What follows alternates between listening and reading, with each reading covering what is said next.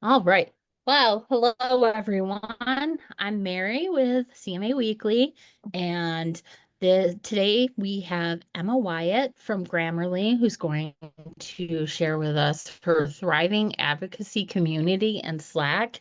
I've been looking for something like this for all of us to dive into for probably at least a year, so I'm very excited.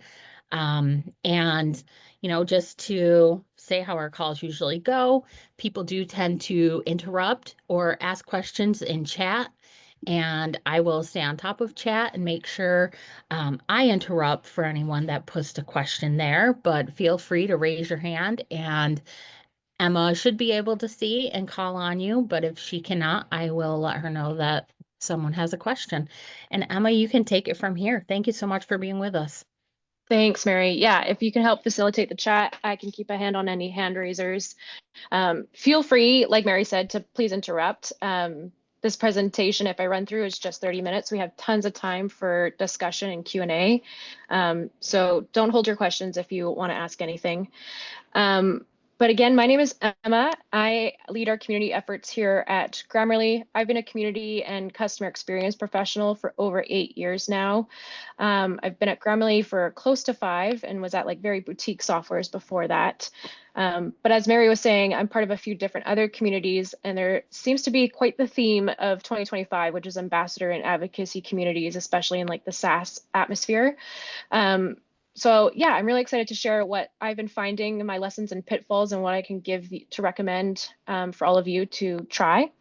So with that, let's discuss what we're going to cover today.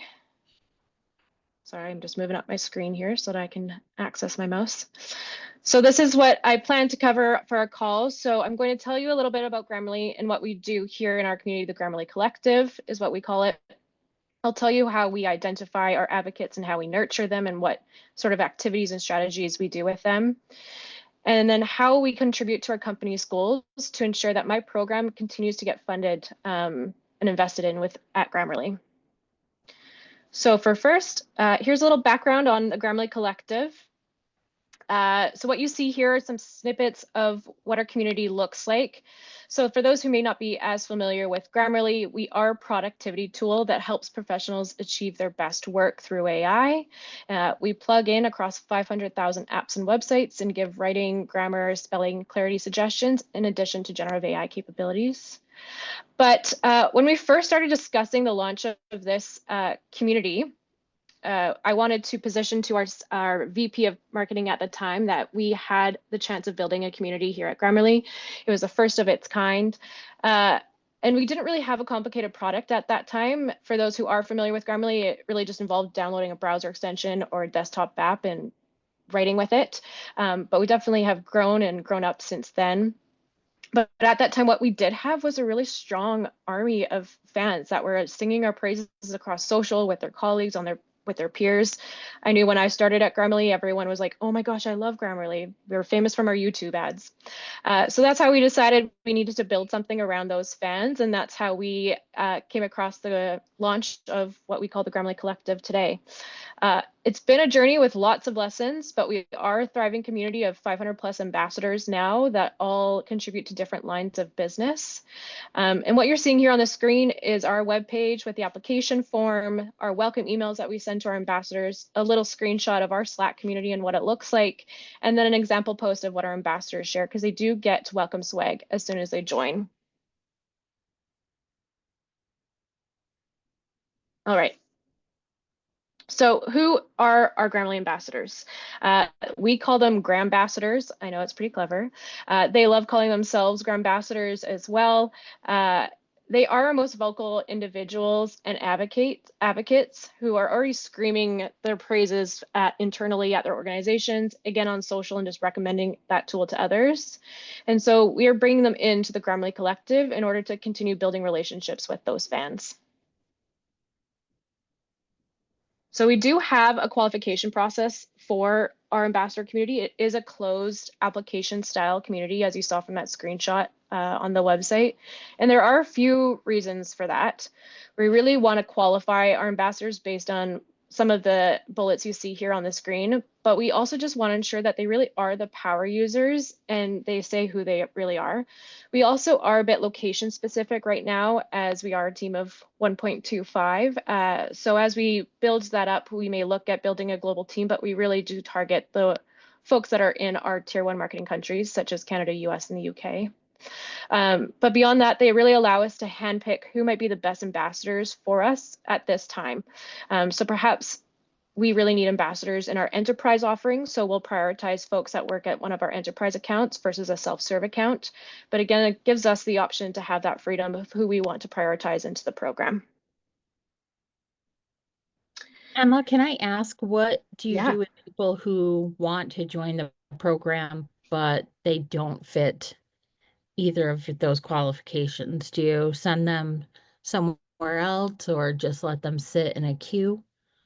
Right now, they are on our wait list, yes. And if they do follow up, we'll take that on a case-by-case basis. So if there is someone from Turkey, for example, that's super passionate and asking for an update on their application, then we tend to try to welcome them in.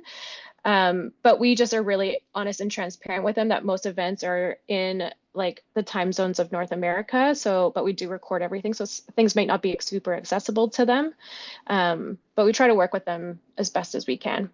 And then for those that we just don't welcome because perhaps they've just never used our product before and that's not who we're aiming to serve, then we will tell them that's the reason.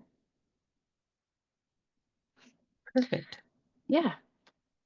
So our ambassadors do have responsibilities, also known as acts of advocacy, and we do cover these on an onboarding call with our ambassadors. So they're very clear on what we expect them to do for us.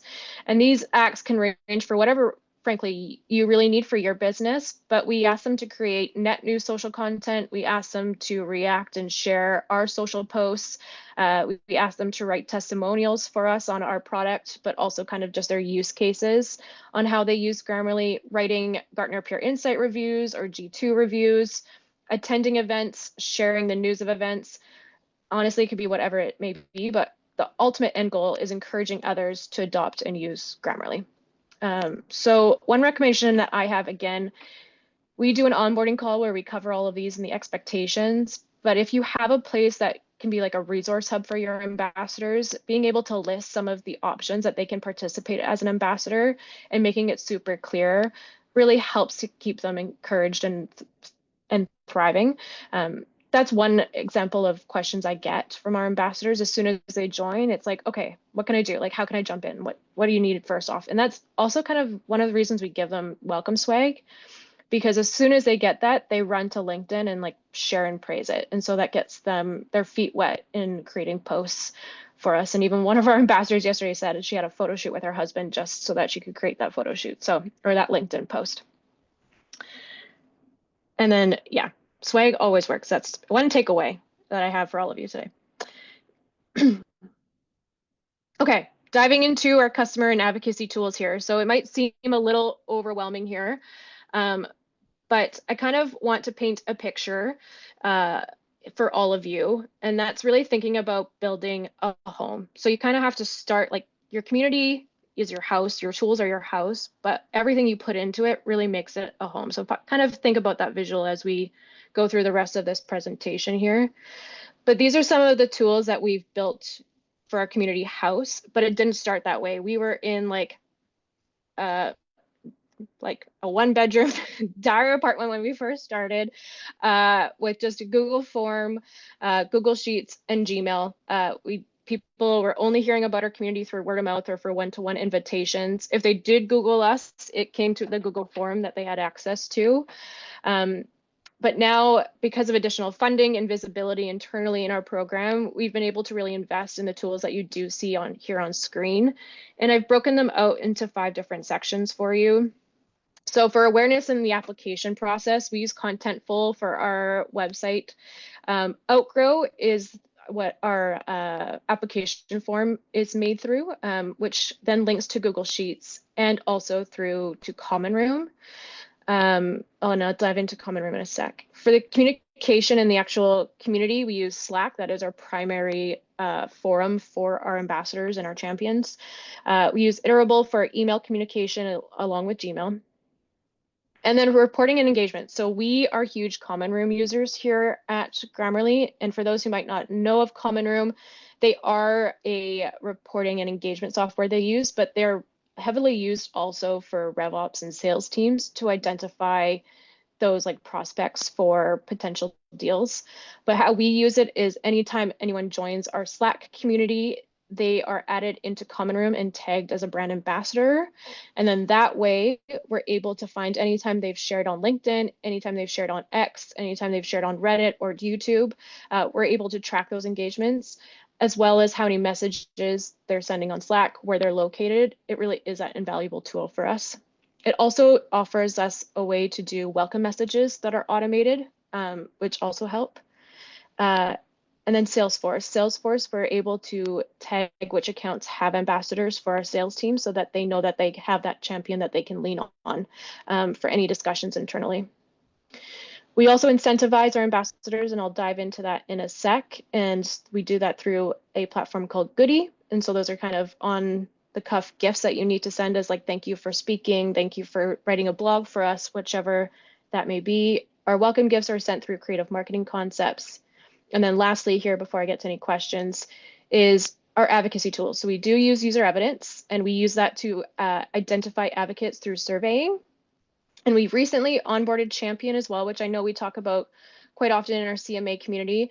I'm not involved too much with that platform. That's used by our customer marketing manager, Laura Fossman here, but it is a way that we will also be able to identify advocates. But yeah, any questions? Sure. So for Common Room, you probably have the paid account, right? We do. When we first started, it was just a small team account. I think if being super transparent, it was around 11,000, and that was just the plugin to be able to report on Slack engagements and social engagements.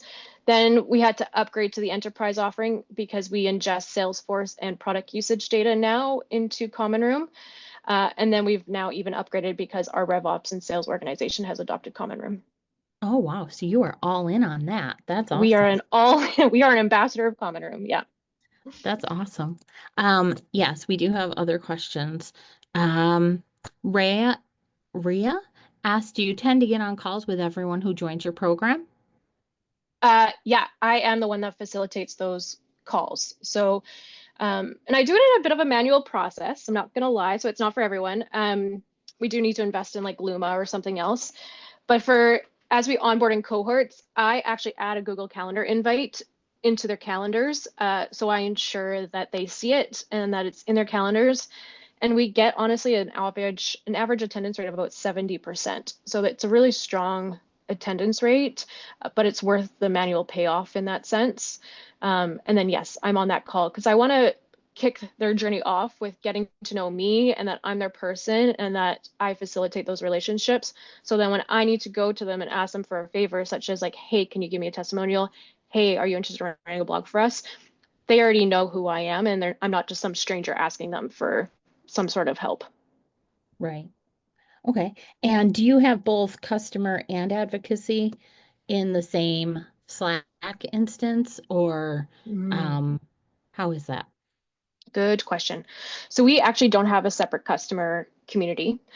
So our community at Grammarly is this advocacy community. And again, when we were contemplating what type of community we wanted to build at Grammarly, I mean, there's so many different types you can build. Like there's customer support, customer success, like community of practices, whichever that may be. But we didn't have a complicated product at that time. So that's why we just kicked this off with the advocacy community. Transparently, we are having discussions internally now at Grammarly of what an additional customer community could look like. And I do realize I did things a little bit backwards than what most people traditionally might do at companies. But it's been working really well for us to be able to just prove the power of what community can be. How many advocates do you have in the community? About 515 right now, but we do have a wait Oh, list of okay. over 2,000. Yeah. Gotcha. Okay. Yeah. And how do you handle lapsed ambassadors? So for those that churn, Yes. yeah, yeah, great question. So again, for those that are on our individual offering, and again, for people that might not be familiar with Grammarly, we have a free offering, a pro offering that goes from 1 seat to 149 seats, and then we have our enterprise offering. So for anyone who's in that free or 1 seat pro offering, we actually give them free pro 1 seat. Um, and so for those that don't do any active advocacy or even log into the community within that year, then they just don't get that extended. Um, Mm. and then we still keep them in the community because they could still be helpful for us in the future. I don't turn anyone away, and there are communities that do that, and there's nothing wrong with that, but that's just not our philosophy here. But we just don't extend that free perk for them. But for our enterprise users, we're not able to do that. And that's okay because their biggest motivator is early access and free product. And again, we don't turn them away because they can still be really valuable to us.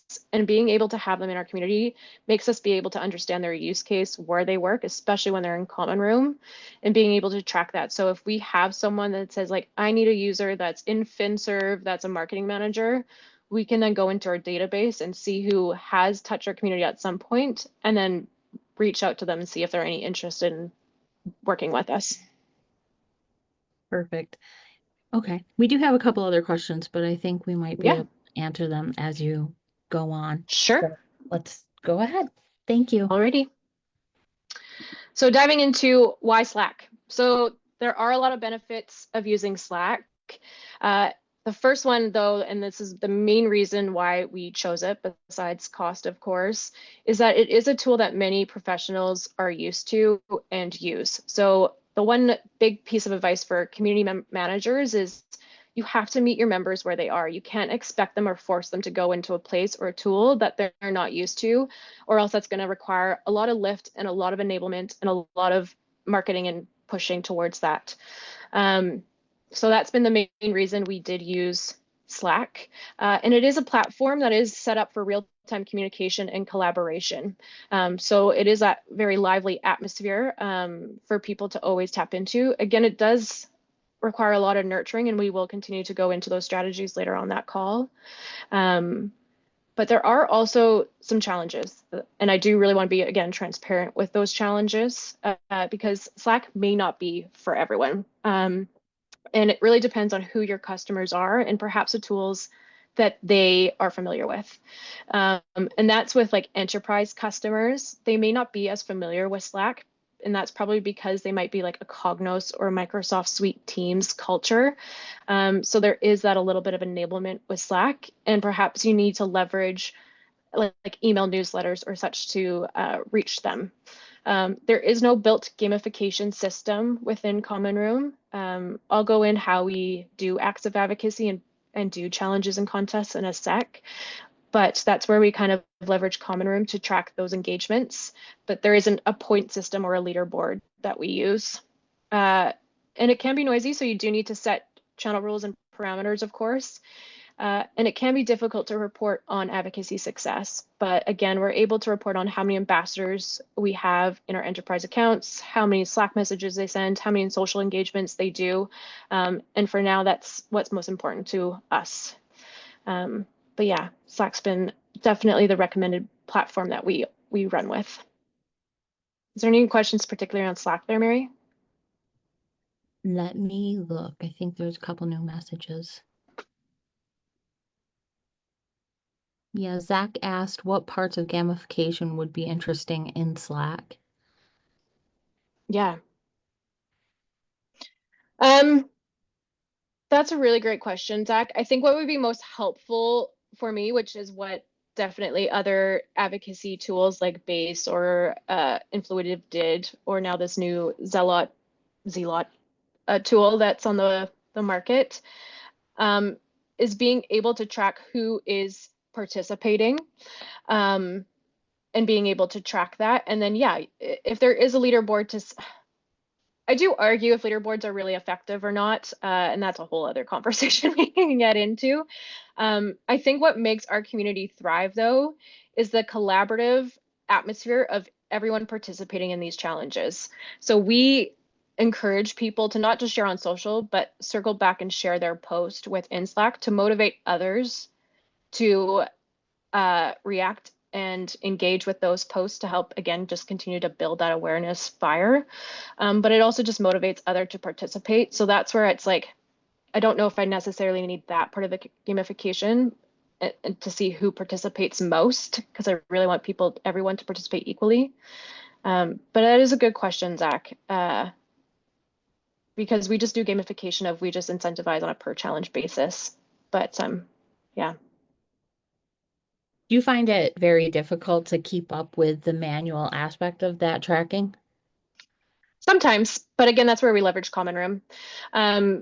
Because Common Room, you can filter per channel. So if you have like a separate challenges channel and you say like, this is your monthly challenge, please create a social post on your favorite feature from this month, you can then go to your challenges, date, bandit, and then just export all the people that participated in that challenge. Same for LinkedIn and X. So Common Room does really help for that purpose. Where it might get challenging is seeing who writes reviews, but I know even those advocacy tools, you still have to link a post, link back to your review or upload a screenshot. So even that, there's still that manual intervention there. Right. Mm-hmm. And we had one other person ask, what about memory and Slack Mm-hmm. and accessing that history? You're gonna get sick of me saying this, but Common Room. So Common Room that was actually, and thank you for reminding me of that. That again was one of the main reasons we invested in it, because with their API, they keep messages past 90 days. So I can go back to the first history of time of using Common Room to be able to see what people said back in November of 2022. So yes, people can only see for 90 days worth of conversations when they're actually within Slack. But for me, I'm able to use Common Room if I need to go resurface old feedback or anything. One thing we are also actively trying to create right now for our ambassadors is a resource hub. And we're doing that with our newly acquired company, Coda. And that's a place where we're going to be able to link past challenges, past events, resources for all of our ambassadors to link to. So there is that external place and hub that they can go to for anything that they need to tap into. So that is a place as well that we are linking like older challenges for people and newsletters as well. Wow, I didn't know you guys acquired Coda. I just looked it Mm-hmm. up. I was like, is she talking about the Coda? The Coda, yes. The Grammarly and the Coda are now partners. Yes. Yes, that's awesome. And Mm-hmm.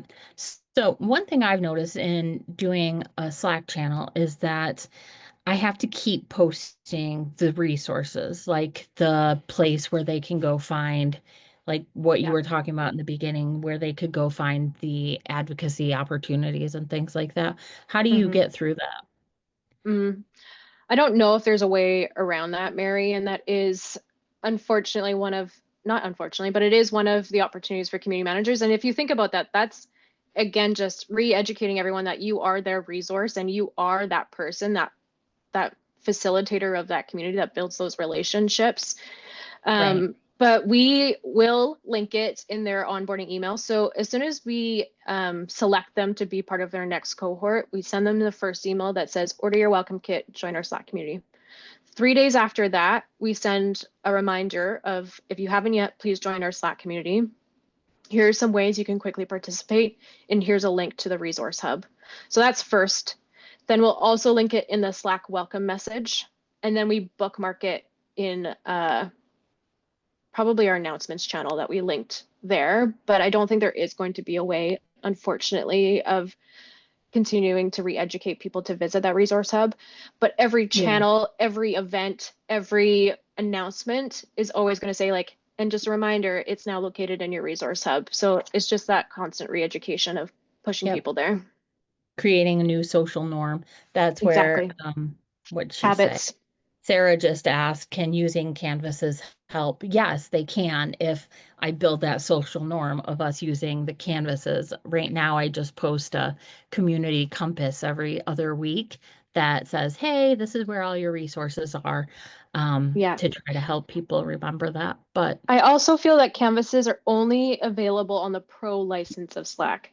Don't quote me, but I wanted to try that they're as not. well.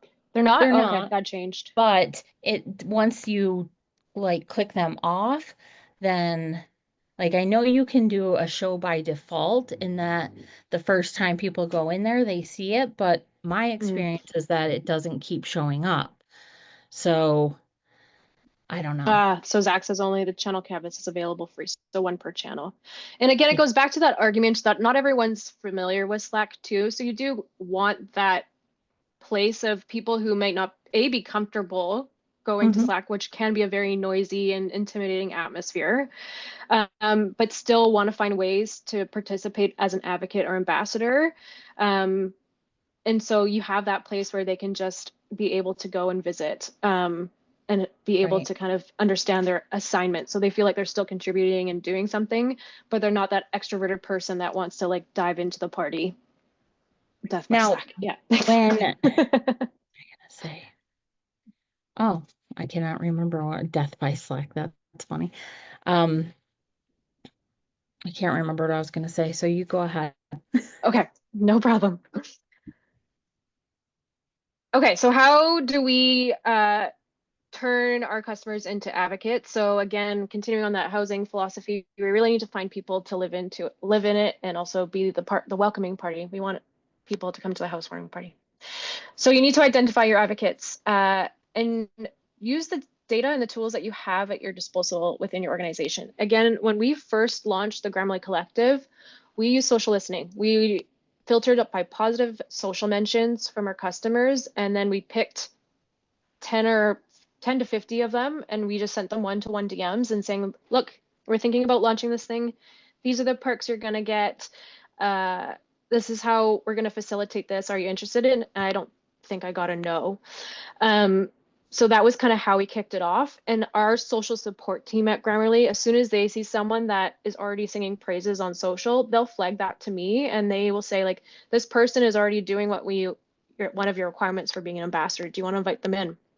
And so the social support team has a canned response where they invite people to encourage them to join.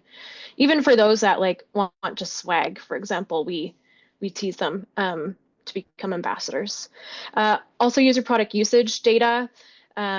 If you have a separate community, tap into your top members and invite them to become advocates. Again, survey data. So we use user evidence. We send surveys to our customers. And the nice thing about user evidence is that they also ask for hand raisers to be advocates. So then we get that list and we do an email campaign with those advocates to encourage them to apply to be ambassadors. And we get a pretty strong interest and response rate with that. So that's been a great tactic for us. Also, NPS scores. And then we move on to onboarding. So again, our onboarding process is not for everyone. I do realize that people that have to stand up advocacy programs within their organizations are doing 10 other tasks on the side. But I do want to stress that onboarding is pretty imperative, to have that thriving community and set the tone for the rest of their engagement. If you just invite them and onboard them into a space without any clear task, then they probably will bounce pretty quickly. So again, we have that application form. We onboarding cohorts. We have a monthly onboarding session where we share the resources. And then from there, they're ready for their journey as being an ambassador. You also have to provide those engagement opportunities to keep them engaged and to keep the community and the program thriving. So giving challenges/contests, encouraging them to write review, which can be a challenge. Testimonials, having them write blogs for us, encouraging them to be speakers on webinars or at events. And then again, just giving them the resources so that they can educate others on how to use the most out of your product or platform. But I do have to say that none of that can really happen without incentivization. So there are perks to the program of being a Grammarly ambassador, and that includes getting early access to new product and features that are coming in the roadmap. That's swag. So we give them swag as soon as they join. But with those challenges and contests, we also give them the opportunity to win more swag. And I was actually shocked at first, but it is our most demanded prize. People just want Grammarly branded socks, blankets, backpacks, whatever they can have, they want. But again, we do one-off gifts. Our most recent challenge was winning a Google Nest Hub So that also works. Access to your team, access to others, and then access to being able to build their personal brand. So all of those are kind of the perks of joining. And I touched on it earlier, but it does really depend on the line of business. So again, individual users might care about that free product and swag, but our enterprise users, all they want is early access, connection to others, and having that understanding what's coming down the roadmap. So, and being able to hear on what features they can implement within the tool. Any Perfect. questions? Yeah, how do you get, like, how do you set up a new campaign? Is it something you track? Where do you track, like, that you're going to be running a new campaign? And then how do you invite the right people? Or do you just put it in? Sorry, that was my dog. Do you just put it into the Slack channel? Or, Yeah, um, yeah, how do you go about doing that? yeah, great question. So I guess there's kind of twofold. So for a campaign, I'll just paint the picture of what we did in January. So at the beginning of January, we had a 2-day campaign with very different goals. So on the first day, it was a recap of our released features in 2024. And so I created social assets for our ambassadors with canned responses, and I posted that in Slack. I said, hey, day one of the January challenge is live. For your help with this campaign, I want you to pick your favorite feature, download that asset. Here's your canned response, put it on LinkedIn, and go for it. For day two, we had a big email campaign, which was kind of like our Spotify Wrapped. It was our writing personality where people would get what Grammarly branded as their writing personality based on the tones that they written. And from that, their instruction was like to share that asset on social. And so all of those posts I shared in Slack. And then they went off and did their thing on social. And again, I'm able to track through Common Room when they posted. But again, to encourage engagement and keeping the community thriving, I asked them to link their social post in the community. And that's also a request from our ambassadors. Our ambassadors are like, I want to see what everyone else is posting. And so it just loops all of that back together. To feature customers in campaigns, though, we do that a lot earlier. So as soon as we hear there's a campaign coming down, myself and Laura and our customer advocacy team identify customers that we want social proof to be in those campaigns. So if it's really end user focused, they'll come to me and I'll try to get an ambassador quote or testimonial to fit into that campaign.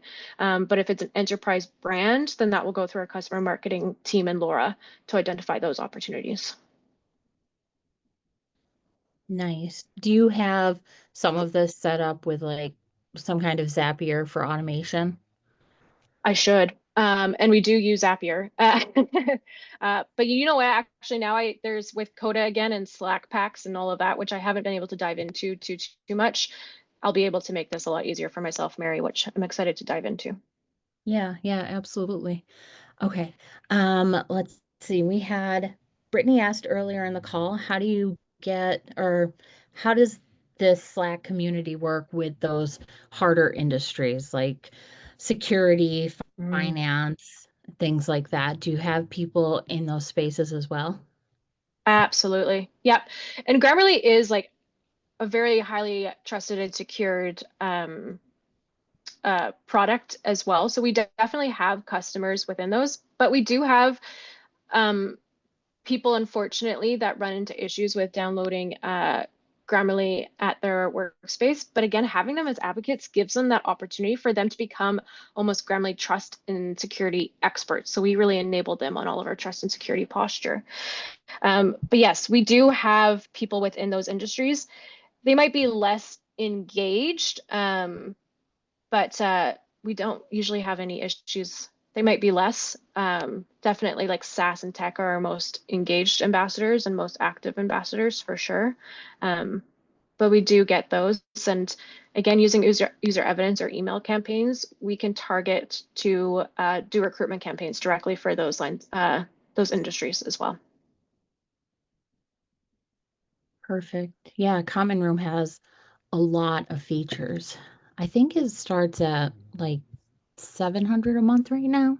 Yeah, they did have a free version, but they did get rid of it. But I mean, it is a really powerful tool for exactly that, Mary, as well, being able to identify any of users that have interacted with any of your content and being able to flag, and then you can filter on specific industries, organization size, revenue, and all of that. So yeah, also for like locations, it's able to track their location. So if you have like a field event or a community event you want to host in a certain city, you're able to see who is in that city and how many people are within that city.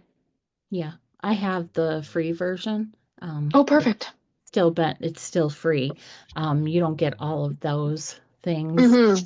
no, but you can see like the last 90 days Oh, of the perfect. So very conversation. You similar to can see what Slack. people are doing, but not all of those signals. And Gotcha. um, they do a lot with those signals. They do. Yeah, I see Ren said that you have an email newsletter for folks who can't access the Slack. Yeah, That goes probably to all your advocates. How often do you send that out? monthly. So on the Okay. first Tuesday of the month, and that lists the events coming up, the challenge of the month, product updates, and then we also end it with action items. So we actually say, Yep. here's your 2 action items that I want you to take this month. Please share your feedback on this product. And I link it to the post in Slack. And then usually like a reminder to register or attend this event. And then I link to that event registration. Yeah, yeah. I used to send mine every other week, but it was Oh, girl. the same thing. Like I haven't run into a lot of people that send advocates a newsletter, but I did it every other week to try to highlight the new challenges we had and things like that. Mm-hmm. So Mm-hmm. I was excited to see that you do that. And again, like with the other advocacy tools out there, I believe they could probably do that email help. And you like if you were to do a base or like a Zealot, you almost need to send like weekly emails to point people constantly to that platform because it isn't that tool that's always on that again professionals are used to and already in, right? So that's where you really need to boost that email communication because they're in their inbox every single day. Um, but with Slack, you're able to lean a little bit more on the actual tool for what it is because people are already in it and using it Yeah, yeah, mostly. absolutely. And I've noticed lately, like you can use some of those tools like Zapier or something like Hmm. that to set up scheduled Slack messages that Yep. post. So I've been thinking about how I might have that do my biweekly compass, community compass to help Oh people with yeah, yeah, that. So yeah. And there's I definitely a lot of opportunities out there with for playing with Slack, and even more so now that there's both Tight Knit, which the founder of that is on here, hmm Yep. and what else? Hall, and they help you like keep those old archives and things like that. So hmm yeah, Yep. you can go ahead. I don't have any more questions right now. Cool. And yeah, we schedule posts in Slack. So for especially those big like campaign launches or challenges, I tee them up to send at like 9 a.m. or if there's like a PR announcement, then we line it up for our whole org lines up of like website live, social live, community live, all at a certain time. So the scheduling thing is very helpful in Slack. Okay, how do we drive engagement? Ooh, let's go back, shall we? Okay, so here's some ways that we kind of keep, again, our home inviting and making people want to stay. So a couple screenshots of what we do. Um, but some other ideas. So we host quarterly roundtables with our ambassadors, and those are product focused. So we give them a Q1 vision of what's coming up in our roadmap. And again, it's all part of a flywheel. So we invite them to the roundtable. They hear and they get excited about what's coming down the pipeline at Grammarly. We give them early access to what they've heard on that call. They test, they share feedback that we loop back to our product teams, but also we source whatever testimonials or nuggets we can get, upload those into user evidence. And then when it comes time for actual like GA launch, campaign launch, we then give them again the assets and the can responses and launch the challenge so that they can and spread all the news and awareness across LinkedIn. They make LinkedIn loud. Um, we post polls and engagement questions, which Mary, you do a great job at. So you're very familiar with that and how it can drum up engagement. Share those exclusive content, early product updates updates and regular challenges and contests, and really encourage those peer-to-peer conversations. So if you're seeing a quiet question go quiet, and this is the great thing about knowing who your advocates are, is being able to tag in those experts. So what you're seeing somewhere on the screen here in the far right, every December we have a 10 days of TGC, the Grammarly Collective. And we do that in December because it's traditionally a quieter month for folks, so that they have the time to really participate. But each day I give them a different ask, and that's from guessing how many M&Ms are in a jar to actually giving some product news or joining a fireside chat with our VP of product this year. But each day they participate, they're entered in a draw to win Grammarly swag. Other posts you're seeing is product update posts on the bottom right, an events post on the bottom left, and then some of those peer-to-peer conversations as well that you're seeing linked there. Any questions about that? Great. Cool. We did So how, have yeah, someone asked where do you host the roundtables? on Zoom. So we link the Zoom event link within the email. Within the email and in the Slack event post, and then people join. Yeah. Perfect. All right. I use We Zoom are as well. Yes, Zoom's great. But you can do Google Meet. And there are lots of other platforms out there now, but we just use our organization's tool to do those events. And again, Zoom, pretty much everyone's really comfortable with it. Okay, so how do we keep the community thriving? So community is really just the first step, but you really do need to nurture and thrive, which really requires that ongoing management, engagement, and like the maintenance of it. So really starting off with your foundation there, establishing those clear rules or code of conduct, and we link that in our Slack channels. Organize, again, I've already mentioned this, but organize your Slack channels. So within the Grammarly Collective, we have product feedback and questions, we have an events channel, we have a challenges channel. It just keeps the rooms really organized so they know which room they need to go to for what purpose. As soon as our members join, we encourage them to write a little bio in the introduce themselves channel. And again, that gives us a little occasion to get to know them a little bit more. As soon as they join, I see which company they're at, which I can already see in Common Room, but it just gets that, again, a little bit more connection there. And it has the ambassadors kind of chiming in of like, oh, I'm also in that area. Right now, it's like Go Bills is everywhere in our community. Sorry for any Bills fans here. And then regularly share updates, questions, and prompts to really keep that engagement high. Your presence sets the tone for the community. So I, again, have been hearing of like, oh, I only have part-time to do the ambassador program or whichever. And I've been there. I do feel for those folks, but having that strong presence is really what keeps that community thriving, is having that person that is the go-to and being a known presence within that community. Second here is your warmth, which is really your moderation. So try to answer your questions as promptly as you can. You definitely don't need to be online 24/7. Your advocates aren't, and so they won't expect you to be. But if you do have that global advocate program, and lean on the advocates that are in the time zones that you're not to maybe be those forum champions for you, and really strike that positive tone and uplifting tone in your messages, because that's really important. If you're expecting your advocates to be your brand's cheerleader, then you need to be their cheerleader, and they will feel that. And then with maintenance, feedback is a gift. We are in the performance review season, so regularly survey for feedback. We send an online survey every year for feedback of what they like, what they don't like, what they want to see from us in the next year. I also do one-on-one conversations with our members as well. Analyze your engagement metrics.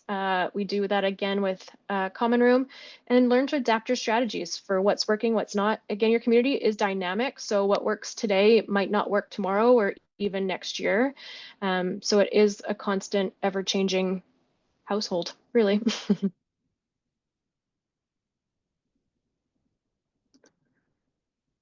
Okay, last section here. So how can advocacy contribute to your company's success? Sorry, Mary, was there any questions before I dive in here? Not that I see. Okay. If you had a question that I did not get an answer to, please repost it, because it can be a little challenging to stay up with all the threads that come up in a channel or a chat like this. And just click Mhm. the three dots over the chat window where it says, and you can then click Save Chat to be able to get a copy of the chat.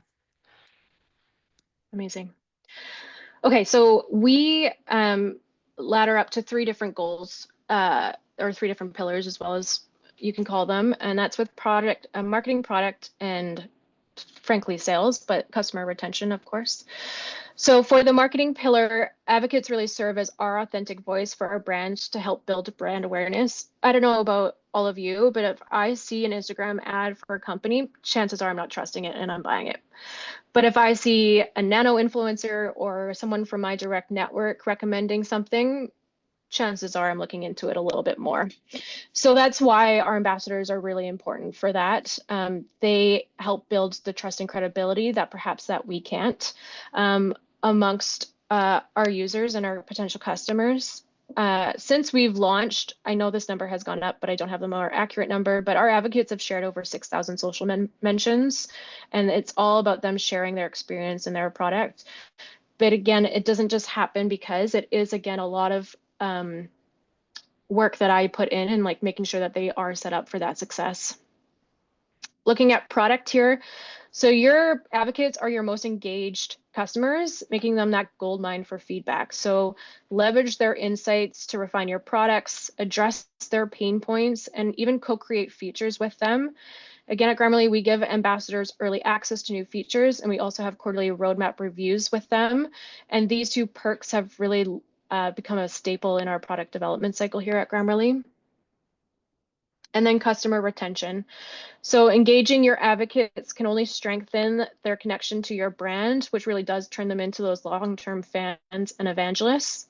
And as I touched on earlier, community exclusive benefits such as that early access to new features or those gamified challenges can really deepen the touch points that you have with those advocates and really deepen the loyalty they have to your program, but also to your company.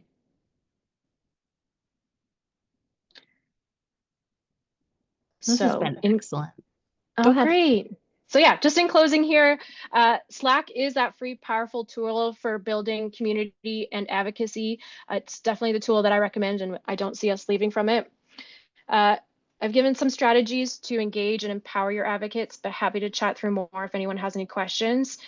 And most importantly, align your community efforts and your to the company's goals in order to ensure that your program and community continue to get funded.